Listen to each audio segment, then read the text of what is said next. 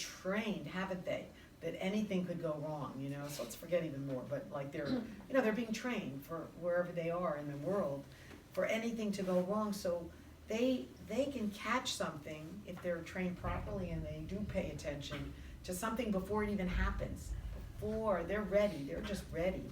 I think we have to pay attention to our thoughts before they take over, you know, where they're so out of control that it's really hard to get them back. So we have to just be aware of what it is. When it starts, it's a little bit like you said, something about, well, why, you know, why did that person say that or think that or whatever, you know. So you hear it once, and don't wait for it to happen 20 times when you're already a mess, you know. Your mind is just gone by then, right? And there was somebody that I knew from the center years ago, he's not here in Miami anymore, he used to say, you're spinning, you know, I was saying that earlier, you're spinning, by then you're spinning, and you can't even stop the spinning.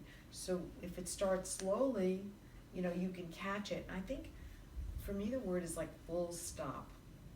Like don't let it control me. I have to control it, and I have to stop it right there, you know. So again, it's awareness. Where are my thoughts going? Am I thinking about right now it's just a beautiful day and I'm having a wonderful time here? Or am I thinking about something someone said to me, you know, when they walked in here, you know? And that didn't happen, but I'm just saying, you know, am I thinking about, you know, why that person said that or did that, or, you know, is that, and so it's just, and I think it's like training your brain. Train your brain. We can do it. It's not that hard. It just requires attention and requires the desire and the realization that these little things do make a difference in terms of our self-esteem. They seem so little, don't they? And yet, you know, I'm sure we've all been there where someone got promoted or someone got an award, you know? I was involved with something where people, you know, we give out awards to people in the media, and every year there's somebody that will say, comment to me afterward, something like they should have gotten the award, or, you know, or, you know what I mean, that their work is just as good or whatever, you know. And people feel that. They suddenly start to look at themselves and compare. When we start to compare, it's so detrimental. As soon as we compare ourselves, what happens? We suddenly feel, well, we feel more at one point, we're better. Then we start to feel less because something good didn't happen to us. And I love what Dev said, which is one of the principles of this whole teaching, you know, is to realize that even when things aren't working, they're working to benefit you and to bring you to a higher place. Everybody has a different role and a different path in their life. I wanted so badly, when I started out in television, to make it, you know, to like a big city like New York. I mean, I was like in my early 20s, and I thought, you know, one day I love those morning shows. They were so big then, and I don't think as much anymore. There's so much other media.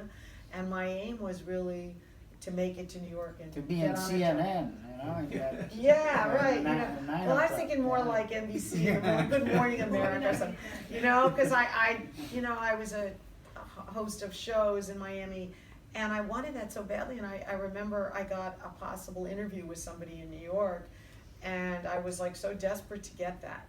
And my husband looked at me and he goes, well, how are you going to do that? And I said, well, you will move to New York.